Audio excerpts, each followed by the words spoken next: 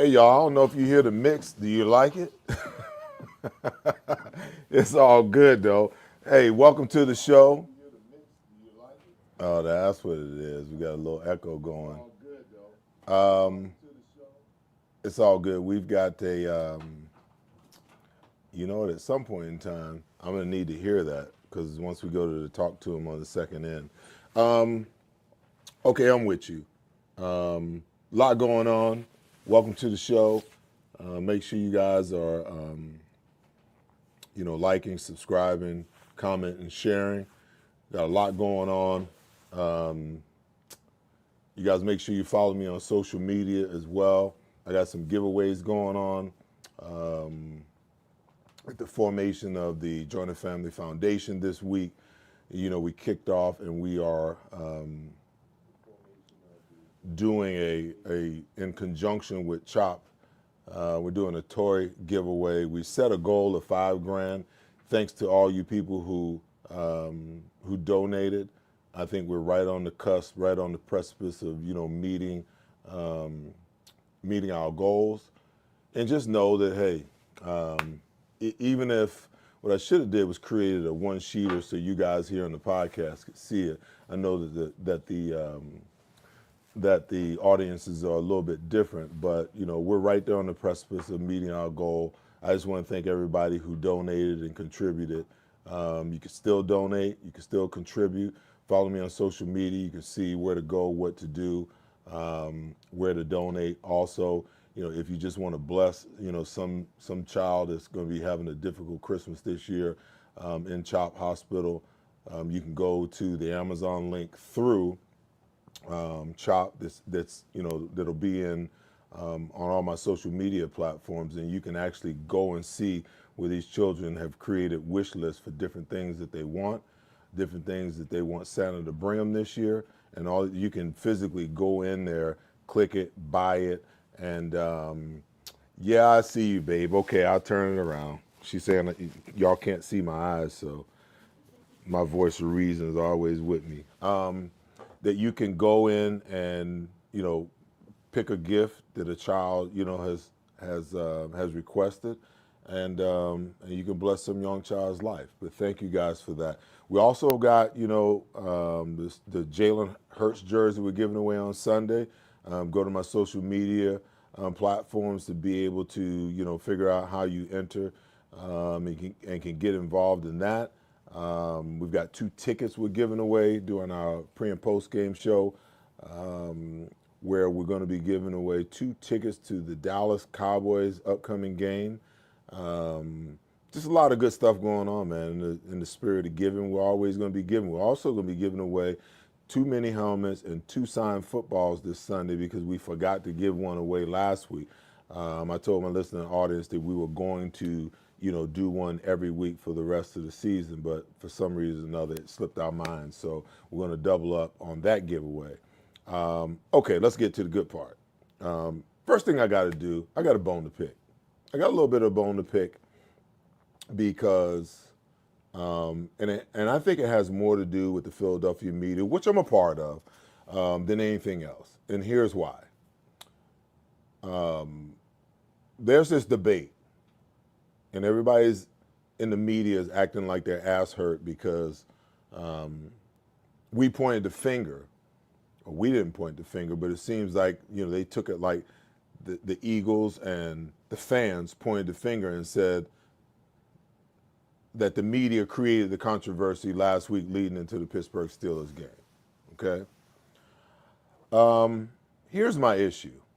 My issue is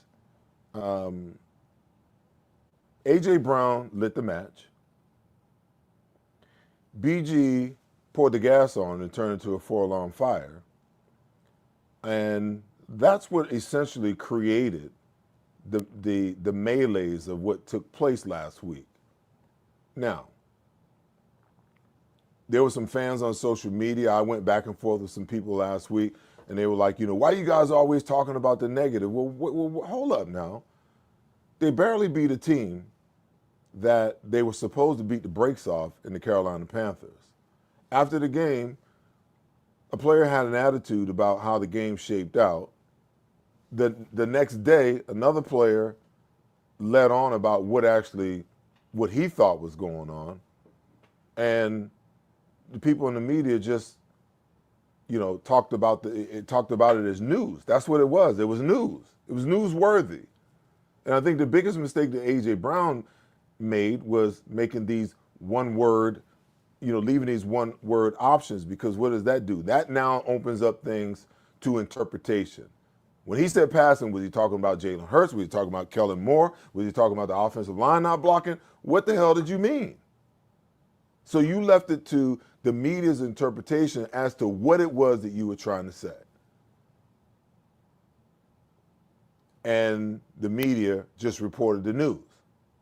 And now the players, is this what you wanted to see? Yeah, we wanted to see you throw the ball, Jalen. We wanted you to throw it at a high rate of efficiency. Yeah, we wanted to see that. AJ, what does that production today mean? Oh, that was just me and Jalen telling everybody to shut up. Well, you know what? You the one that brought it to light, man. You the one that started all of that. Because if you don't answer in these one-word answers and you don't act like, you're pissed off because you're not getting the ball, then there's nothing for us to react to. Then at the other end of the spectrum, now you got media personalities, and they are upset because the fans and the players are now pointing the finger at them.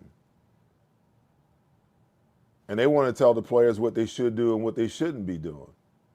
And I sit in the camp of, hey, just report the news and shut the hell up. Stop trying to fire back at the players. Stop trying to make this thing bigger than what it is. Leave it alone. Let it die already. Move on. The team won. The team has won 11 games in a row, and here we are. We're still bitching and complaining about, the little small things that are non-details. I heard a guy on WIP today, oh, well, Saquon's been carrying Jalen Hurts all season long. Come on, man. What are we doing? See, this is the nonsense that gets people on a national level bent out of shape about Philadelphia. Your team is 12-2. You're right there in the hunt, for the number one seed in the NFC. And y'all acting like the damn building is burning down in Philadelphia. Why can't we just enjoy the success of this football team? There's always time in the media to be critical when it's time to be critical. But when the team is doing well, why can't we find the good things that they're doing well, and let's talk about that? Why can't we compliment these players when they play well? And I saw one guy posted, he was like, oh my God, Seth Joyner's trying to act like he's not always critical. No, I'm not always critical. I'm like, I don't know what posts you watch, what shows you're watching. But if you're truly following me, then you'll understand that when this team is doing well, journalistically, I am fair and equitable when it comes to when the team is doing well. I give the players praise where they deserve to be praised. And guess what? When they playing like crap, it's my job to call them out, to call it like I see it. That's why some of you guys follow me. That's why some of you guys watch me, because I'm not going to bite my tongue. I'm going to call a spade a spade. Had a conversation with Brandon Graham, after he, tore his tricep. He was like, man, I respect you. Listen, if Brandon Graham can respect me, and I talk a ton of crap about Brandon, but when I was wrong about Brandon, you know what I did? I went back and I corrected myself. I apologized for it, okay? That's fair and equitable journalism, in my opinion. And there's nothing wrong with that. We don't have to go way off the spectrum in one direction or the other. But the same way that the players have a job to do, guess what? And I know that because I used to play. But now that I'm in the media, guess what? I got a job to do, okay? I got 3 shows and 2 radio shows every single week that I need to have commentary on. And there are other shows that other people do sometimes. They want me to come on their show. Why? Because they want to hear my commentary. They want to hear my analysis. That's what the hell I do.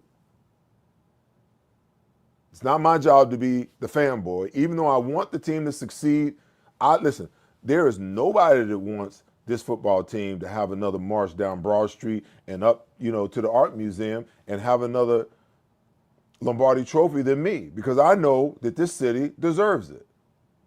I know that. And I desire that for him.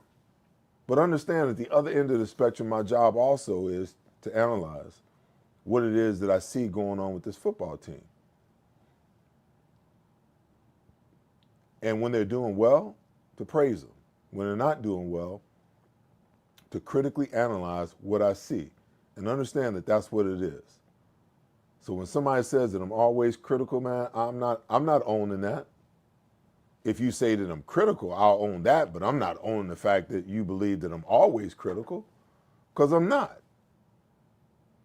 And if you follow me on Twitter, if you follow me on my shows, if you follow me on Instagram, anyone with eyes to see and ears to hear will know that that's not the fact. All right? Enough of the negative stuff. Let's talk about this win against the Pittsburgh Steelers. That's all 4 teams from the black and blue division we dismantled, took apart, and beat, plain and simple.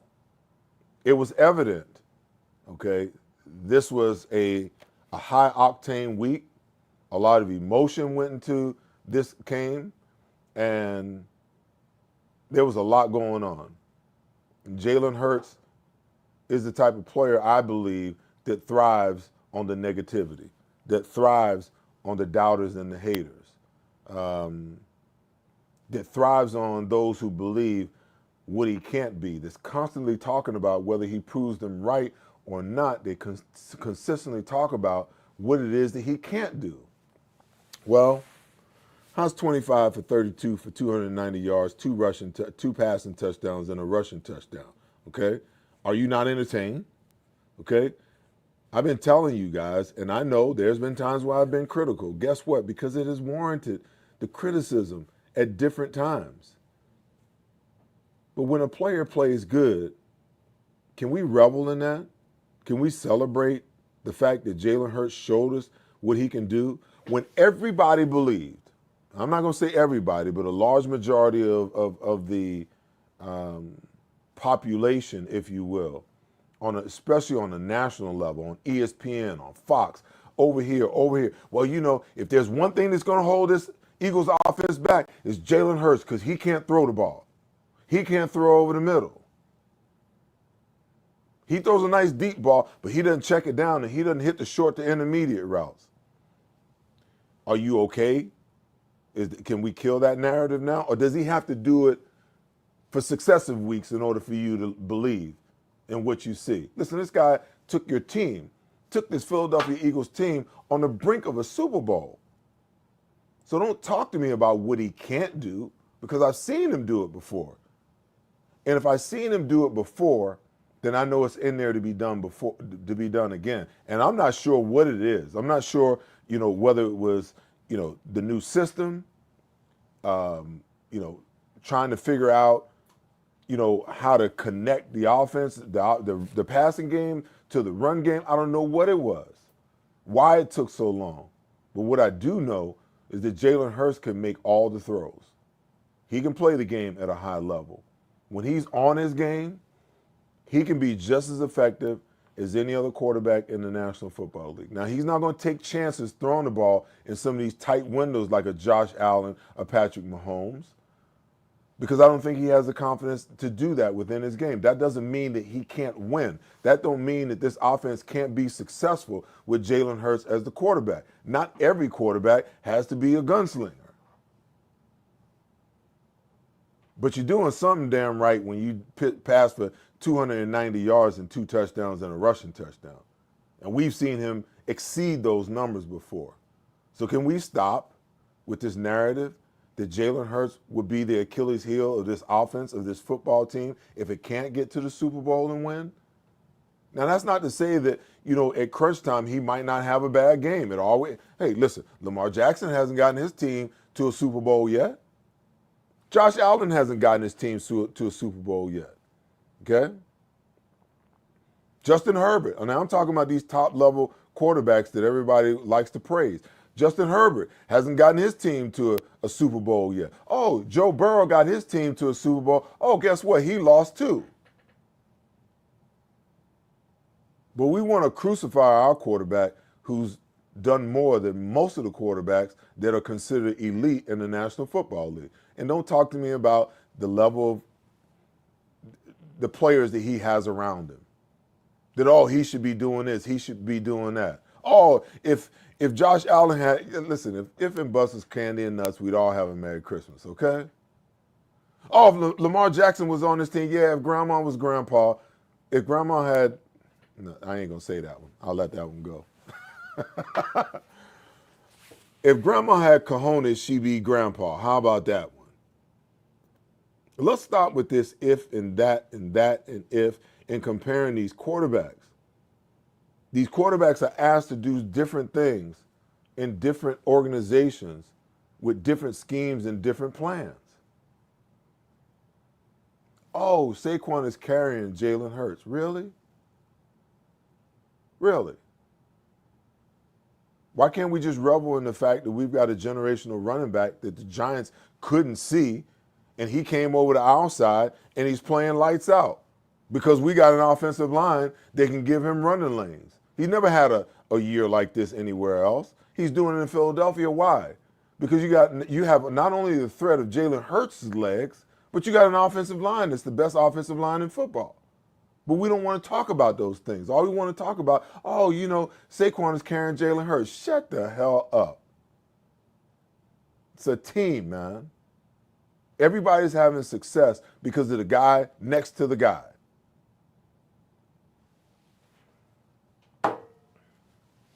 The Pittsburgh Steelers came in here with the intention to slow down Saquon Barkley.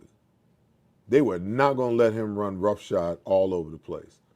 It was awesome to see the chess match that was going on between the Pittsburgh's defense and the Philadelphia Eagles offense. I'm going to talk about that, in my breakdown here in a second before we go to the first break, because every single time they went two high safety, the Eagles ran the football.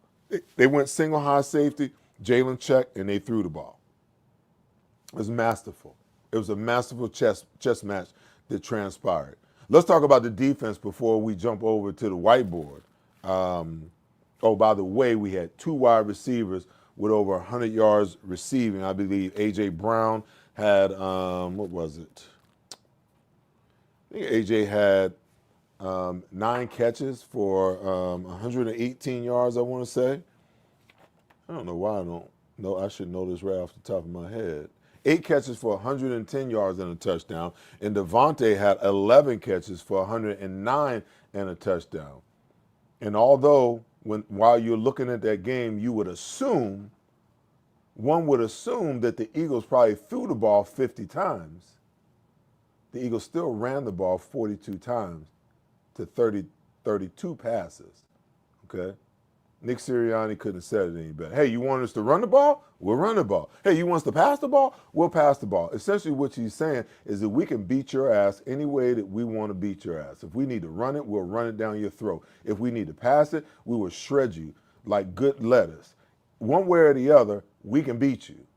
And we're going to come up with the formula to do so. Now, I'm going to give kudos to Vic Fangio and his staff. Especially want to give kudos to Clint Hurt.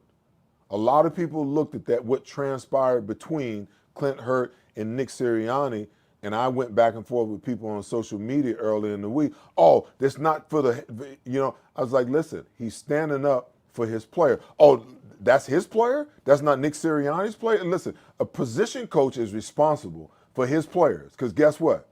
If Jalen Carter and Jordan Davis and Milton Williams and whoever else they got playing defensive tackle was playing like crap, guess who would get fired? Clint Hurt. So those are his players, his guys. And as a player, as a veteran player, if my position coach didn't stand up for me, we'd have a problem. We'd have a problem.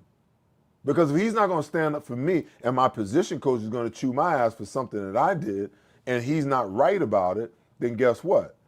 Then that means I got to call my position coach out to the head coach. Now, I get it. What he did was egregious. It was flat out wrong. And I know the message that Nick wanted to send to Jalen Carter about what he did wrong. But understand what transpired right there, okay? Clint Hurt had already chewed Jalen Carter's ass. And I'm sure that if Vic Fangio was on the sideline instead of up in the booth, he would have chewed Jalen Carter's ass too. He wouldn't have both of his butt cheeks would have been gone, okay? What Nick Sirianni wanted to do was come and chew his ass out again, and what Clint Hurt was saying, Nick, I got him already. We already straightened it out. No problem. I already sent the message, okay? And everybody took that like Clint was in conflict with Nick Sirianni. Listen, Big Dom was standing right there. I don't know everything that went down, but I'm looking at it, and my senses, my spidey senses tell me that both Dom and Clint are aware that this is a national game, that there's so many cameras in NFL stadiums now that they can see what's transpiring on the sideline at all times. And the minute they pick up some conflict, boom, they're zooming right in on that, okay? Now think about Nick Sirianni's season. He gets into it with a fan in the stands, chirping with fans in the stands. You've got, his decision-making on the sideline. He has been under fire all season long. And I believe what Big Dom was trying to do and what Clint Hurt was trying to do was trying to prevent another situation where the media would lock in and have something else to talk about the field. Oh, look at the Eagles. The coaches are, the head coach is chewing the players' ass on, is throwing the players under the bus. And what Clint Hurt said was like, listen, Nick, hey, hold on. I got him. No need of going off on him, because if you do that, the cameras are going to pick it up. The cameras pick it up, it's going to be news. The Eagles won the game, but the controversy continues. The coach is chewing the player's ass on the sideline, okay? Look at it from that standpoint instead of looking at it from the perspective that, oh, the position coach is trying to play the role of the head coach. That's not what it was. Let's give this defense some credit. Jordan Davis is playing some great run defense. I don't know if you guys have seen the film. Jalen Carter is consistently held on damn near every single play, whether it's run or pass. The referees just won't call it. Josh Sweat, I believe, picked up his 9th sack of the season. Nolan Smith, I forget how many he has, but he's got to be close to 5, maybe 6 sacks on the season. These young cornerbacks, played outstanding. I've been, pretty hard on Darius Slay, but I feel like he played his best game of the season last week. And our safeties, CJ GJ and Reed Blankenship, outstanding. Not only in pass coverage, making sure and ensuring that they had no deep shots in this game, but also coming up in the run game and filling in with sure tackles to get the job done. The linebackers, not going to leave them out. N'Kobe Dean led the team with 10 tackles. Zach Barnes just all over the place. Pass coverage, line up in the 5-man front as an edge rusher, off the ball, filling gaps, filling holes, blitzing from all over the place. You got to give a lot of credit to Vic Fangio, because at the end of the day, who in their right mind can say that they foresaw this defense rising to where they are? And I want to read you guys, some stats on where this defense is, because I think it's important that we recognize. We talk a lot about the offense. We talk about the quarterback. We talk about the head coach. We don't give a whole lot of love to the defensive side of the ball, and when we do, it's just in passing. But what I want you guys to do is I want to give you these stats, because I don't want to underscore how good this defense is becoming. And I think that they're just scratching the surface, okay? The defense is first in points per game. They're giving up 17 points a game on average, okay? They're first in total yards at 275 yards per game. They're third in third down conversion. You guys don't understand how important a stat that really is. At 34%. Listen, when I played, our goal was always 33%. If we could hold a offense to 33%, that meant that they weren't getting a whole lot of possessions. 34%, third in the National Football League. They're fourth in red zone scoring at 48%. Seventh versus the run, they're giving them 102 yards per game. And they're first against the pass. They're only yielding a paltry 173 yards per game through the air. That's total defensive domination. And I know that the focus has been Jalen Hurts and A.J. Brown and Kellen Moore, but man, this team is sitting where they are sitting in large part because the defense has been so good. You want to talk about red zone defense? Think about it. First week of the season, first two offensive possessions, turnover in the red zone. Defense holds them to 2 field goals. Last week, early turnover. Jalen, was it Jalen that fumbled the ball? Yeah. T.J. Watt knocks the ball out on the sideline. Defense stands up. They don't even get 3 out of that one, or maybe they got 3. Then Cooper DeJean on the next series fumbles a punt in the plus territory, in red zone. Defense stands up. Listen, I'm gonna be tooting the horn of these guys, this defense, all for the rest of the way, because in a quarterback-driven league, in an offense-driven league, in a wide receiver-driven league, and with a running back like we have in Saquon, I get it. That's where the focus is going to remain. But I also don't believe that this team is sitting at 12-2 if this defense hadn't continued to ascend along the way and get better along the way. So if my hat was tipped the other way, I tip it to Vic Fangio and the rest of his coaching staff because they've been doing an outstanding job. All right. So today is a talk to him, no guest. When we come back after the break, I'm going to be taking you guys' questions and comments the rest of the way. But before we go, I want to give you guys an idea. You know, sometimes you hear people talk about single high and two high safety. And, you know, as a fan watching a game, some of you guys don't have a clue what the hell any of this jargon means. You know, when I talk football, I like to try to, you know, educate people who are listening so that they can enjoy the game better. So that means that if I can get you to understand what two high and single high safety looks like and why you do what you do against it, okay, then you're going to enjoy the game a hell of a lot more, okay? So let's jump into it. And here we go, as far as the whiteboard is concerned. As soon as my producer can. Let me share. Let me take the mouse for a second. As soon as we get together here, there we go. Okay.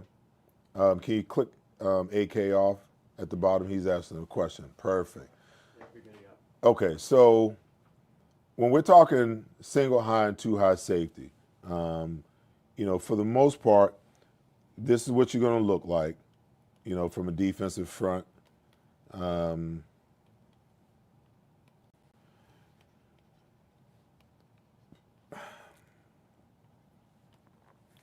Just slot corner, and two safeties. Strong safety, free safety, and corner, okay? So normally what you're going to do, the quarterback's going to come out and he's going to look at the box. What's the box? This is the box, okay? And he wants to see where the safeties are. So he's got eyes on both safeties. So anytime you got these two safeties up here high, then you know you got numbers as far as the box is concerned. Because you got 1, 2, 3, 4, 5, 6 defenders against 1, 2, 3, 4, 5, 6 offensive linemen, okay? So right away, and this was the genius of what Kellen Moore and Jalen Hurts did last week. Anytime they got a 6-man box, okay, they check the run. Why? Because you got one-on-one blocking across the board. Okay, this tight end can turn off. This, you got your double team here. Okay, he's actually going to scoop there. He's going to scoop here. You got your double team. You're going to push him off, and then he's going to work up second level. Okay, he's going to work here. He's going to double team and push off. He's going to work second level to the linebacker, and then you're just going to turn out right here. Jalen Hurts is going to turn and hand the ball to Saquon Barkley, and he can hit it in three different areas. Okay, he can hit it through the gap here. If this defensive tackle gets a little too aggressive and trying to get over the top, he can hit it outside. Same thing over here off this double team. He can hit the cutback. And most of the time when you hit the cutback, okay, because you're going to start this way, this safety is going to start down. Once he starts down, if he breaks the seam, he's one-on-one right here, him and this free safety. And if this is number 26 right here, I love my chances, okay? So Saquon only had 19 carries for 65 yards. I get it, okay? But as a team, I think I think he had another 45, maybe 50 yards rushing. Kenneth Gainwell has some pretty good numbers. Eagles were 42 carries for 131 yards, okay? So that's the too high look that we talked about right there, okay? So let me get to the single high look, okay? And not a whole lot's going to change. Let's put the tight end on the line this time, wide receiver off. Let's put the, Let's put the X on the line, the slot guy off, okay? Quarterback, running back. So you got your end, and you got your three technique, okay? Your linebackers, cornerback, okay? So this is where it gets dicey, because even if they start off in too high sometimes, they're going to play with you. Because the worst thing that they want to do is, what did I do? Sorry about that. The worst thing that they want to do is they don't want to line this guy up right now and give away the fact that they're in single high, okay? What they want to do is they want Jalen to get into his cadence. They want him to believe that they're in single high. And then all of a sudden they start moving that guy down. And they move that linebacker over. And they move that linebacker over. So now you got 1, 2, 3, 4, 5, 6, 7 in the box, okay? But you only got 1, 2, 3, 4, 5, 6 guys to block. So that means that you got a free hitter somewhere. Most of the time what teams do is they run away from this guy right here, leave him unblocked, because if they run in here, he's got to run it down. That's the play. I think that's the play where Saquon actually got hurt last week, where we didn't block the end guy on the line of scrimmage, or the safety walked down and we blocked actually this way, and the safety came off because there was nobody there to block him. Either way, once you see you've got this 7-man box, okay, now this is the number 7 guy in the equation once you check to pass. What does that mean? That I've got one-on-ones here, one-on-ones here, one-on-ones here, and this safety is dropping in the box to go one-on-one against this tight end, okay? The running backs, okay, the linebacker's got him if he comes out this way. This linebacker has him if he comes out that way. And whichever way they go, this guy's going to settle in the middle, okay?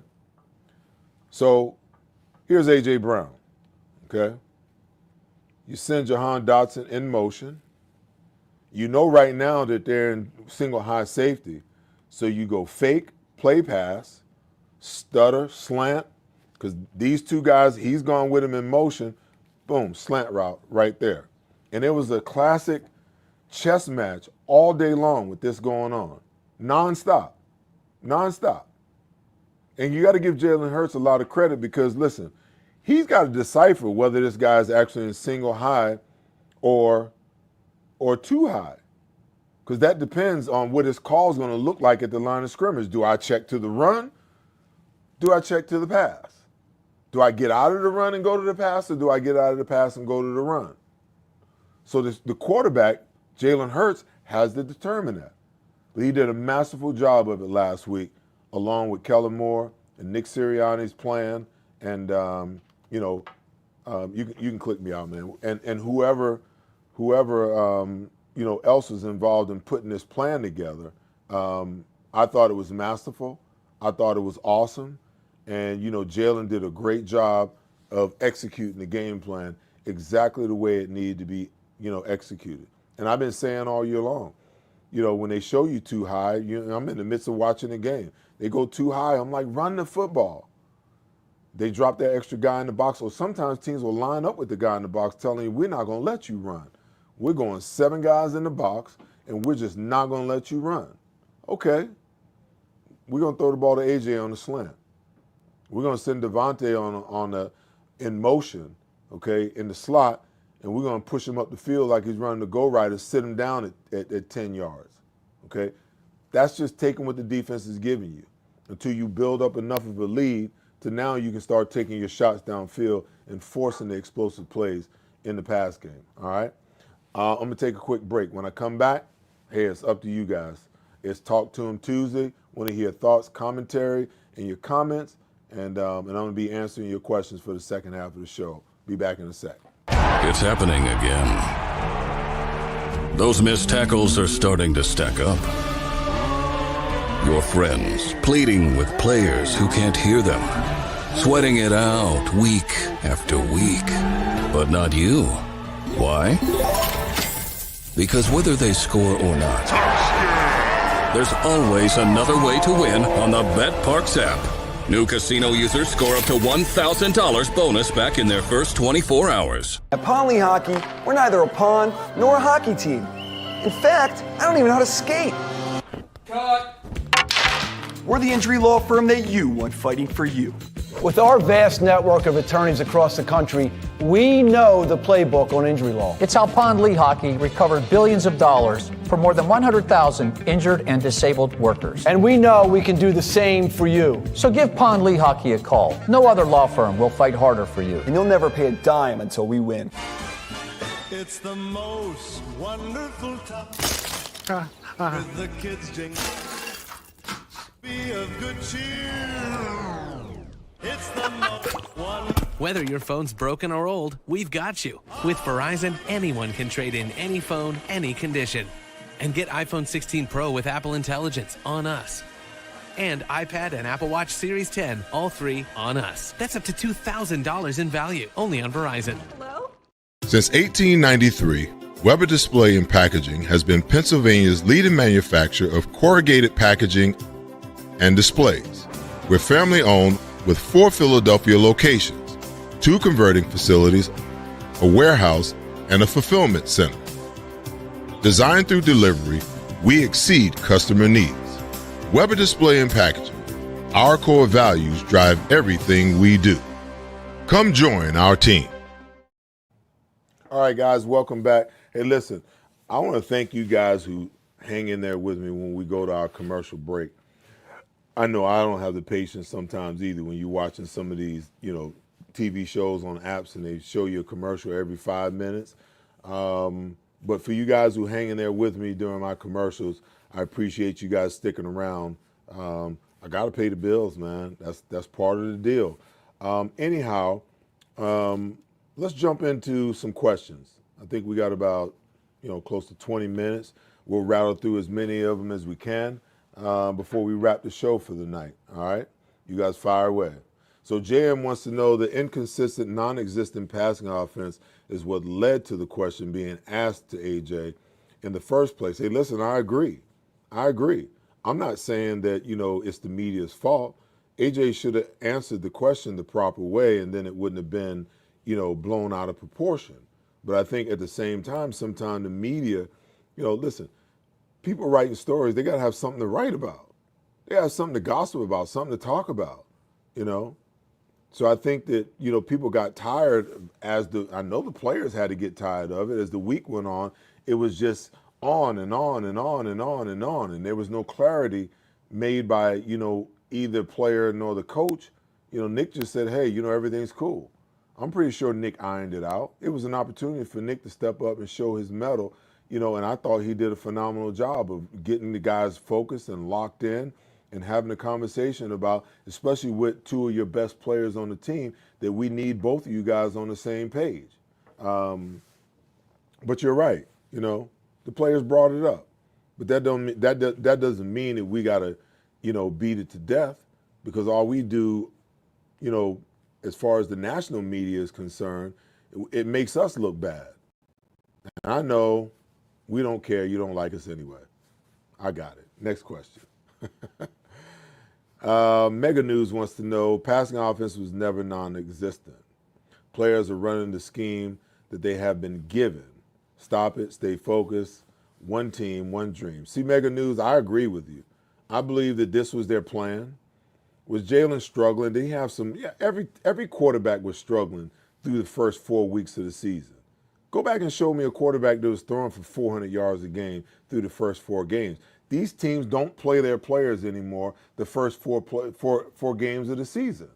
So it stands to reason. I've even heard some players saying, oh, the first 4 games we treated like the preseason. Well, if that's the case, then come on. What do you expect? Not only are you going to struggle from the standpoint of it's new, you haven't played football in 7 months, but take into consideration, Jalen had a new offense, new terminology, a new offensive coordinator, a new quarterbacks coach. Okay, so there was a lot to get through. It's easy for these reporters to go out during training camp and talk about, oh, had a perfect day today. He didn't throw an interception. He didn't do this. He didn't do that. Because you want to know why? Those plays during practice are scripted. The players might not know exactly what they are, but they're scripted in a way because they want to see them against certain formations and certain defensive formations, certain coverages. So it's scripted in a way where, yeah, he's going to have success. Now you throw him into live games when the season begins. And now all of a sudden, the coverage ain't what you thought it was. The coverage changed. They showed you one thing and went to something else.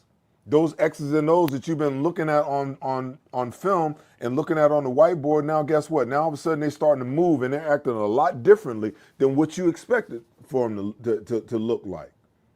So of course, 100%. You're 100% right. So there was never, in my opinion, we're going to criticize the quarterback if he only throws for 108 yards in a game. Come on. This is the modern day NFL. You may be able to get away with that during my age when they ran the ball 60, 70% of the time, but not today. You don't expect that. But when this coaching staff came back after the bye week and made the assertion that they were going to run the football, that they were going to lean on the strength of the offensive line, that they were going to lean on this monster, this Superman that we have in the backfield, that changed the dynamic of the game. That changed the dynamic of what the offense was going to look like. Of course it was going to look different than it did last year. Because guess what? We had the Devontae Swift last year. We didn't have, we didn't have Saquon Barkley last year. So, of course, things are going to be different. It's going to be different from year to year. When the players went to the coach and said, hey, we got a beast back here. Let's feed him. Put it on us, Lane Johnson said. Put it on us, Jordan Mailata said. Okay? We need to run the ball. We need to feed this. We need to feed this beast. Okay? That meant that A.J. Brown and Devontae Smith, even Jalen Hurts to a certain extent, was going to have to step back because they were going to pass less. Jalen was doing what he was asked to do, plain and simple. This past Sunday, he was asked to throw the ball 25 times. Do you realize from week 6 all the way up to week 15 last week, to the beginning of week 15, they only asked Jalen to throw the ball on average 21 times a game. Do you want to know how many completions he had in those games? 16. That's 70% of the passes that he put up, he completed. But show me another. I mean, they came in the last week ranked 31st in passing, 32nd in passing attempts per game. And no, I want to put to bed that other thing. Oh, they were doing it that way just because, you know, they didn't believe in Jalen. Jalen wasn't deficient. That's bullshit. Glad we're on YouTube where I can actually say what I really want to say. That's bullshit. They made a decision to run their offense a specific way. It wasn't because Jalen couldn't throw the ball. It wasn't because he was deficient. If that was the case, why wasn't he deficient on Sunday? Now, he's going to have to back it up. He's going to have to back up what I just said. Because if he wasn't deficient on Sunday, when they come out next week, over the next 3 weeks leading up to the playoffs, he shouldn't be deficient there either. And I believe that he won't. But understand, these players, what you see and executed, 95% of the time, they're doing what they've been coached to do. Plain and simple. Next question. Jay wants to know, is it safe to say AJ and Smitty will always be open on Jalen's first read, especially if the timing is on? Depends on the coverage. You know, it really depends on the coverage. If it's man coverage, you know, the routes are different because depending on what technique they're using, if they're playing inside technique or whether they're playing outside technique, it affects his release and what the planned route is. Against zone, it's a little bit different because everybody's dropping to a specific zone. When they drop in zone, yeah, you know, most of the time cornerbacks and linebackers aren't jamming the way that they used to jam back in the day. They're backing off. So if they're backing off, then that means that all the routes and the way that they're designed, they should be hitting boom on time.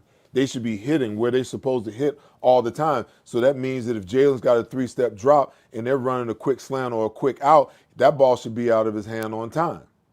If they're running a 5-step and they got a 2-receiver combination on one side, once that thing expresses itself, that ball should be coming out of his hands. Same thing with a 7-step drop. It's a little bit different in man coverage, Jay, because you know what? You got to win at the line of scrimmage.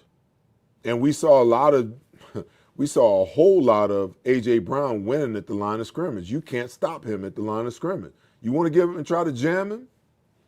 You may get your hand in his chest, but he's strong enough to still run the route. I mean, how many times did they jam him in the chest last week? And then you had him over on Joey Porter Jr. Joey Porter with his little light ass tried to get up and jam A.J., and A.J. just swatted him out of the way and ran a slant and turned into a 19-yard gain. So it just all depends on what the routes are and what the route requirements are, okay? Next question. Jay Smart wants to know, or he says, I'm concerned that the Eagles might run Saquon Barkley into the gravel the same way the Giants did with Tiki Barber. Do you think that Sirianni is using his depth efficiently? Hey, listen, I understand your concern. Football players play football. That's just my mindset. You know, it's 52 weeks in a year. We got 17 weeks to play football. So what is that? 35 weeks that I got to rest, train, heal up, and rest up. And it's up to the players to get themselves conditioned and prepared to play a 17-game schedule. They're paying you to play a 17-game schedule. I think that we can see the difference in, and I like Kenny Gainwell. I like the progress that he's made. I feel like, you know, he's in a place now where he knows that his reps are going to be limited. So when he's out there, he's playing like his hair is on fire. Good, because we need for him to play that way. But Saquon wants to play. Saquon said he's in the best shape that he's ever been. And I think the only reason we're having this concern is because he got banged up a little bit last week. Listen, it happens. It happens. You know, the guy comes in and takes his legs out from under him. You know, I don't know whether it's a knee or whether it's a hip or it's a combination of both. But guess what? He's a warrior. And they need him to play. Because I was talking about earlier in the whiteboard breakdown, the difference between the single high and the two high. Well, guess what? When Saquon's not in the game, they can take away the pass, with two high. Two high allows you to get to, a rotational cover 3. It allows you to play cover 2. It allows you to play cover 2 man. It allows you to play cover 4, cover 6. It allows you to get to every type of coverage that you want to get to. But when you force a guy to drop one of those safeties in the box because you got an animal like Saquon Barkley and you got to get that extra guy down in the box because that's the only way you're going to get him under control, that makes a difference in the game. Even when they want to throw the ball and he's in there and he's not getting the ball, the threat of having him on the field is a big difference. You guys seen, the rhythm that Jalen was in. Jalen went 12 of 13 for 176 yards and 2 passing touchdowns before Saquon got hurt last week. The minute he got hurt and missed some significant time, and Kenny Gainwell came in the game, all of a sudden it looked like I'm looking on social media and people are like, why is he patting the ball? He's reverting. He's going back to his old self again. Well, guess what? Now they're playing games on the back end because they're not worried about Kenneth Gainwell the way they're worried about Saquon Barkley. So it affects how they call the defense. In turn, it affects how Jalen operates the offense. Okay? So I get your concern, but you can never play football from the standpoint where you worry about injury or you worried about wearing a guy out. Okay? I never went into a game worrying about injury. I never even went to a game and was like, tap my helmet and said, hey, I'm tired. I need a drink of water. Because you know what? Buddy would run the crap out of us the whole next week in practice for not being in shape and being ready to play. These guys are on a whole different level. They're only playing 60 to 65% of the plays, and we're still trying to overprotect them and saying they're playing too much. And I hear y'all, yeah, old man, get off my lawn. Hey, listen, I'm old school. I'll always be old school, okay? You want to be paid a king's ransom to play a game? Get your ass in shape so that you can play 17 plus games. At the end of the day, in order for them to win the Super Bowl, they're going to have to win 20 games. You mean to tell me that you can't get your ass in shape to play 20 weeks out of 52? Come on, man. Something wrong with that picture. I'm sorry. Next question. I see you, Art Fennell. How you doing, my brother? I know who it is. You represent. So he's representing the Eagles from Atlanta. What's my opinion on the most critical team weakness that we need to shore up heading to the playoffs? Art, let me tell you something, man. When I look at this football team, to be honest with you, I don't see any weaknesses that they have. I think the biggest question mark we had was, could Jalen operate the offense from a passing standpoint? And I think he proved that last week. Defensively, offensively, we're a whole. Because when you can run the football and you can pass the football, now you've got a defensive coordinator up at night. Because you can come out with a game plan that could go either way. You can come out and say, okay, we're going to stop Saquon Barkley, but you can't stop A.J. Brown, you can't stop the Slim Reaper. Okay, if we get Dallas Goedert back, him and Calcaterra, oh my Lord, okay? Defensively, if I had to pick one thing, maybe depth. Because Jalen Carter is playing a lot of downs. And I know I just said get in shape and get ready. But when you got 600 pounds laying on you every single week, week after week after week after week, that's different, okay? Being able to have him at full capacity when it matters most, and I get it, he's a young guy, that's the thing that scares me the most. Because you can only get away with so much and not having him on the field. I talked about Jordan Davis playing so much better. I was watching film and just saw him, working down the line of scrimmage, actually running to the football, making tackles from tackle to tackle. That's good to see. But he's not the same He's not the same animal as Jalen Carter. Jalen Carter can do that and then rush the passer. So I guess tackle depth and, can our edge guys continue to rush the passer the way that they have over the last few weeks? Josh Sweat's playing well. Like I said, I think he's got his 9th sack of the season, I believe. But in my opinion, we still don't have that bona fide guy that offenses fear. And, in a lot of ways, hell, maybe that's what motivates this group. That, people like myself and, people like others worry or doubt that they'll be able to stand up when it counts the most. But we'll see. But I think, as an overall team, Art, I don't think there's a whole lot of weaknesses that this team has.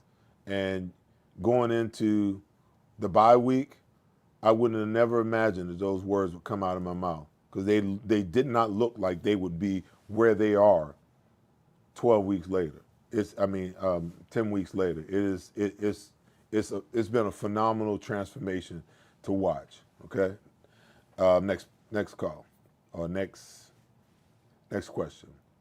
What were the Steelers doing Sunday that slowed down the run game? Like I said, there was a lot of, when you play that 8-man box, a 7-man box, the way that I was showing you, and sometimes what the Eagles would do is with a big guy like Johnny Wilson, or when they go 12 personnel, which is 2 tight ends, one back and one back and 2 tight ends.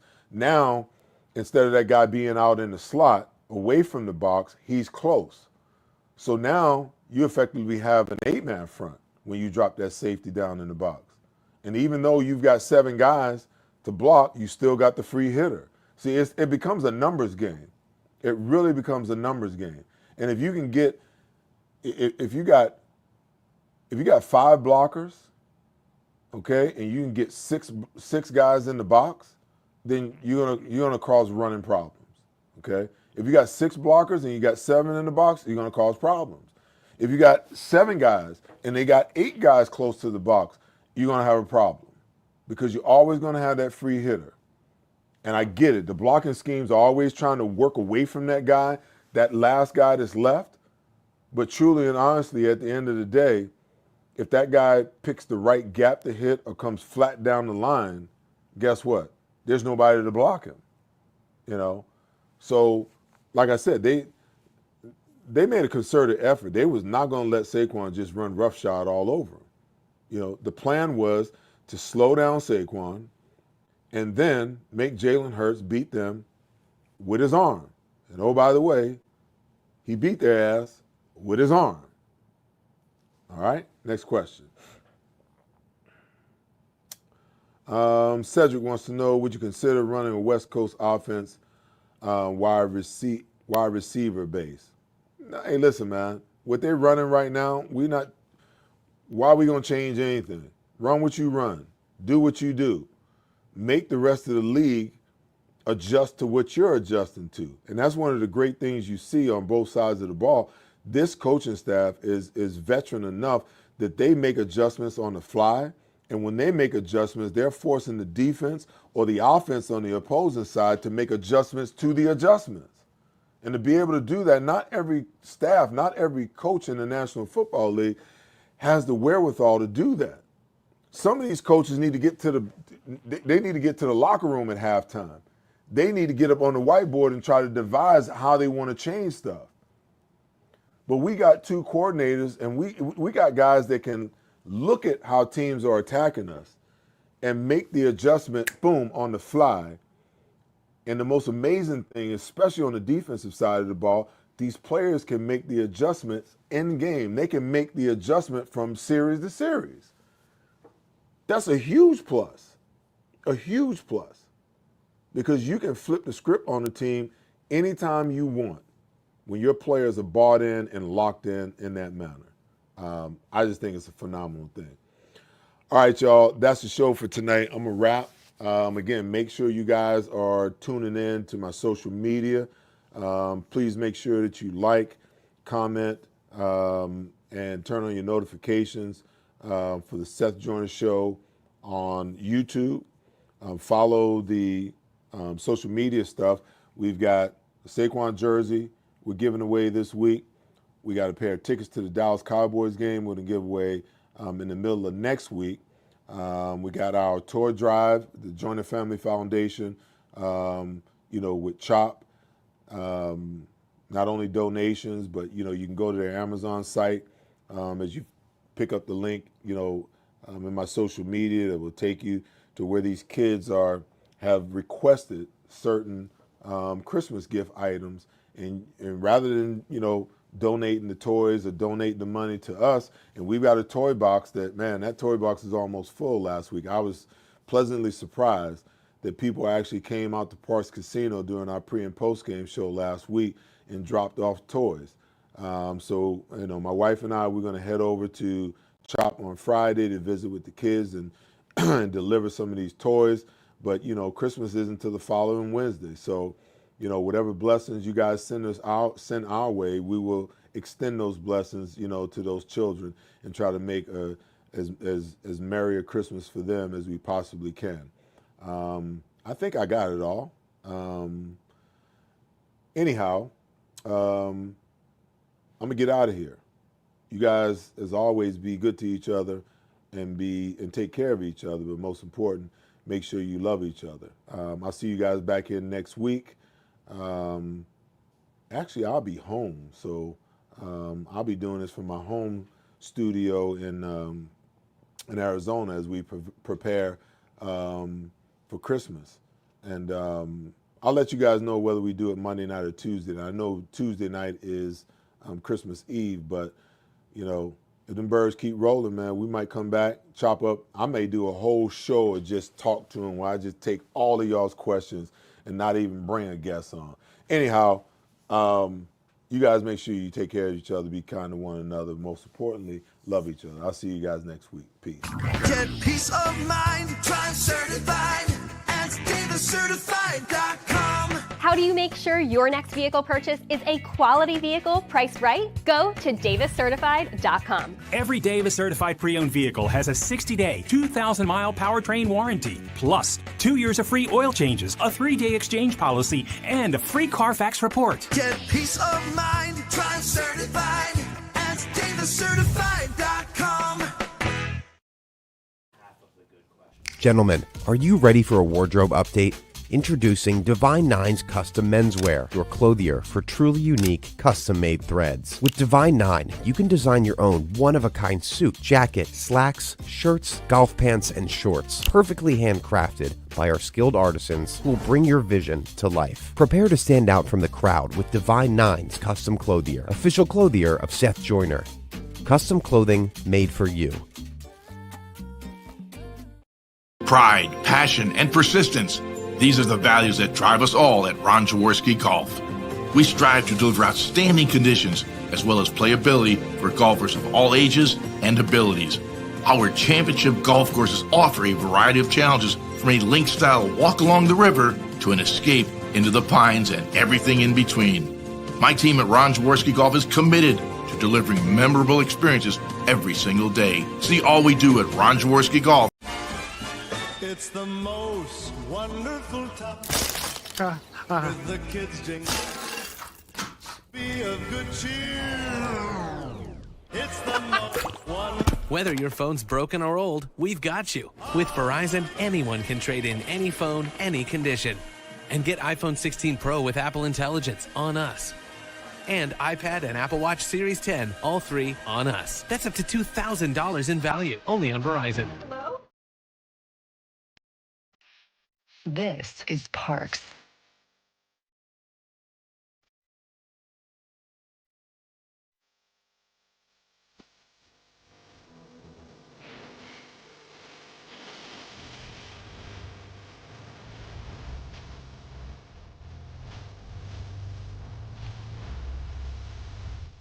Parks, Pennsylvania's #1 casino experience. This is how you win.